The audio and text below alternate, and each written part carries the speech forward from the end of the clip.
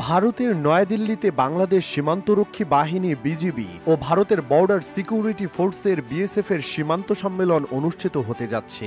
সব ঠিক থাকলে আগামী সোমবার থেকে এই সম্মেলন শুরু হবে। আর এর মাধ্যমে গত বছরের আগস্টে ছাত্র জনতার গণঅভ্যুত্থানের মুখে স্বৈরাচার হাসিনার পতনের পর এটি হবে দুপক্ষের মধ্যে প্রথম শীর্ষ পর্যায়ের বৈঠক। ভারতীয় সংবাদ মাধ্যম এনডিটিভি জানিয়েছে, আগামী 17 থেকে 20 ফেব্রুয়ারি ভারতের বর্ডার সিকিউরিটি ফোর্সের বিএসএফ এর সদর দপ্তরে নয়াদিল্লি বিজিবি ও বিএসএফ এর মধ্যে 55তম পরিচালক পর্যায়ের এই সীমান্ত সম্মেলন অনুষ্ঠিত হবে। এতে বিজিবি প্রতিনিধি দলের নেতৃত্বে থাকবেন মেজর জেনারেল মোহাম্মদ আশরাফুজ্জামান সিদ্দিকী মহাপরিচালক এবং ভারতীয় পক্ষের নেতৃত্বে থাকবেন বিএসএফ মহাপরিচালক ডিজি দলজিৎ সিং চৌধুরী। এনডিটিভি আরও জানিয়েছে, অনুষ্ঠেয় সম্মেলনে সীমান্তে বেড়া নির্মাণ ইস্যু, সীমান্ত এলাকায় বিভিন্ন সময় উত্তেজনা রোধে করণীয়, সীমান্ত অবকাঠামো সংক্রান্ত সমস্যা ও সমন্বিত সীমান্ত ব্যবস্থাপনা পরিকল্পনা কার্যকর করার জন্য করণীয় সহ নানা বিষয়ে আলোচনা হতে পারে। এদিকে বিএসএফ এক বিবৃতিতে জানিয়েছে, সীমান্ত সম্পর্কিত সমস্যা নিয়ে